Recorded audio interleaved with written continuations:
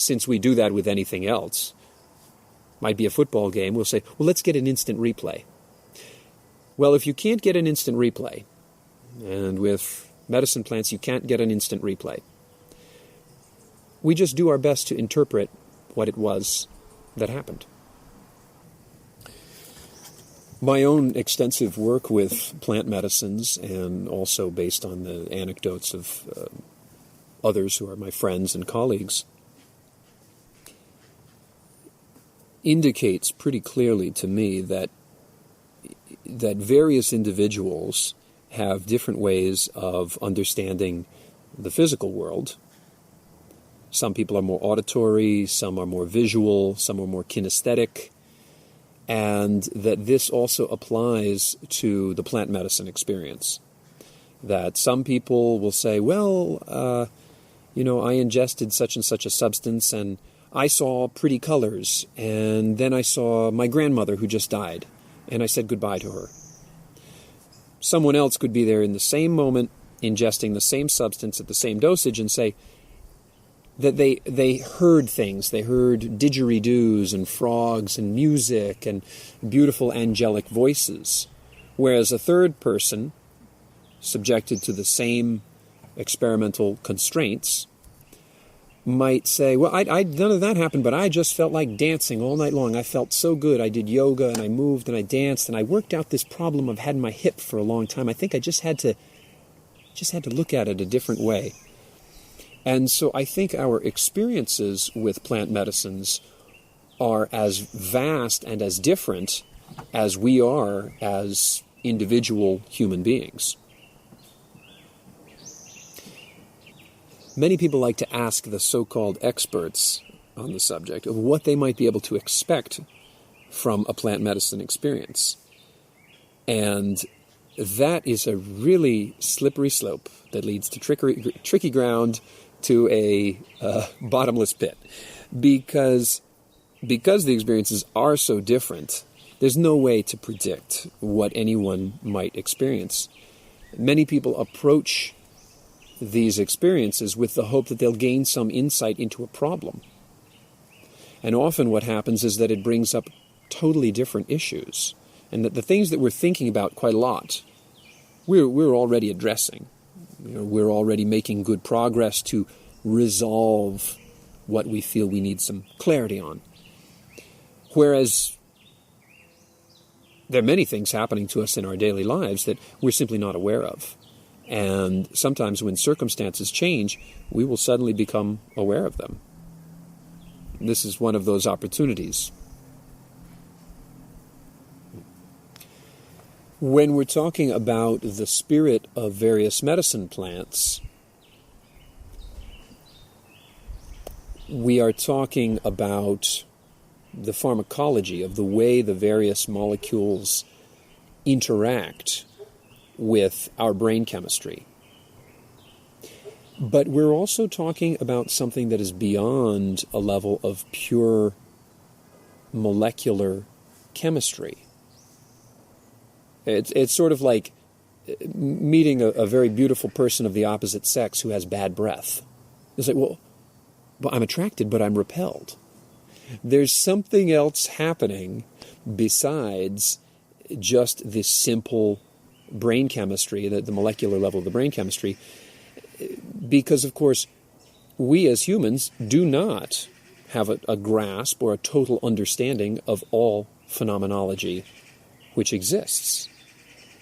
But we can still observe things which we don't understand. So, for example, if someone, let's say they see a ghost, or they feel the presence of a departed loved one,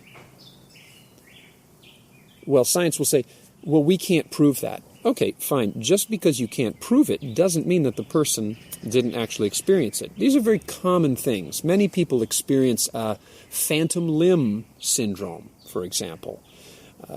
People experience all sorts of states of religious ecstasy or mystical union with the divine, or as the Japanese would say, satori, moments of perfect clarity and enlightenment, moments at which we understand everything.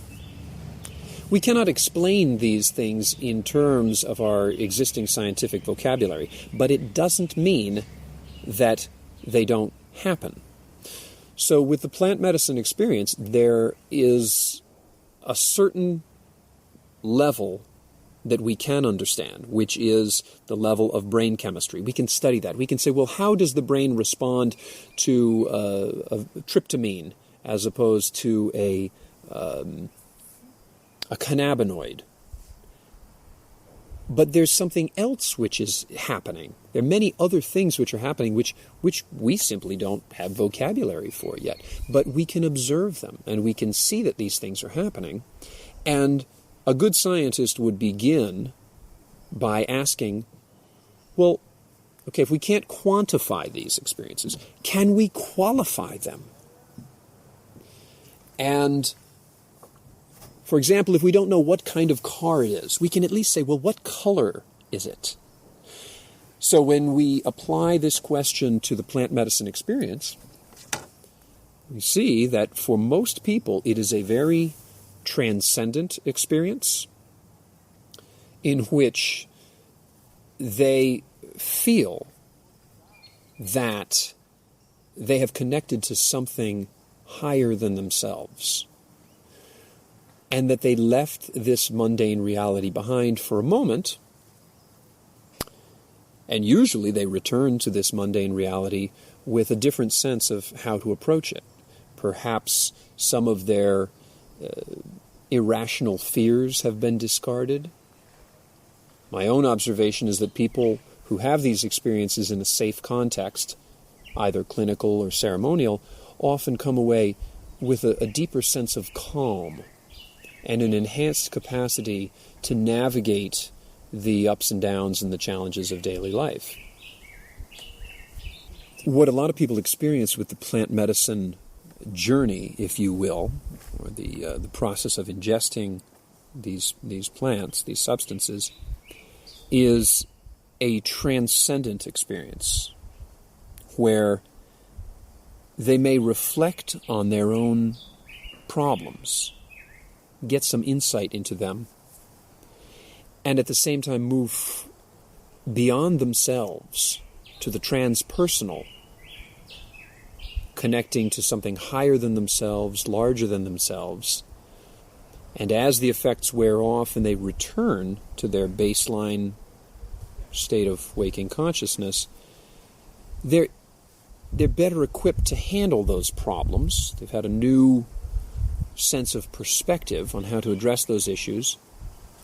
They tend to be more calm, more grounded, relaxed, and better equipped to handle the challenges of daily life. And that's what they bring back.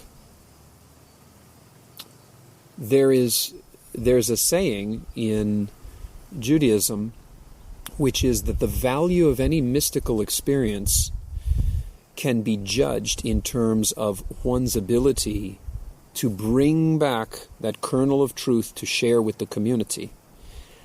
And if a mystical experience, whether generated by plant medicines or meditation, dancing, or any number of esoteric techniques, if it only serves to isolate the individual from the community through prolonged practice, that is not beneficial. But what we see with indigenous people in the Amazon particularly, that by working with these plant medicines, they have more of a sense of family coherence, they have less incidence of alcoholism, less domestic violence, and more of a sense of community solidarity. And that's a beneficial thing. That's beneficial to lawmakers, it's beneficial to healthcare professionals, it's beneficial on a social level, beneficial on the level of education, and there are many other advances that it brings. My observation of the North American, Eurasian, modern context of the ingestion of these substances is that when individuals are properly prepared and good candidates for the experience, they do have something beneficial to bring back, whether it's a beautiful painting or a song or perhaps a newfound sense of humility that allows them to apologize for a friend as they gain new insight into the consequences of their own actions, that there is generally a positive trend. And when we're learning about anything new, and we're in this realm of quantitative and qualitative analysis, we need to consider whether these things are beneficial or detrimental. There are plenty of detrimental things that we permit. I mean, certain things that people ingest regularly are quite harmful. And I don't want to name any junk food manufacturers out there. Everybody's entitled to their own beliefs to pursue the sort of pleasure they want to pursue. But clearly some of these products are very bad for people's health, and yet they are permitted. Now, there's no warning on a package of junk food that says, if you are diabetic, suffer from thyroid problems, are overweight, etc., etc., etc., you probably shouldn't be eating this. And I'm not going to get into the subject of whether that should be labeled such or not. But certainly when it comes to the realm of plant medicines and these molecules which change our brain chemistry, they do come with a warning label. And the warning label is one must be in good health, mental and physical, to be able to benefit from the experience and have something positive to bring back.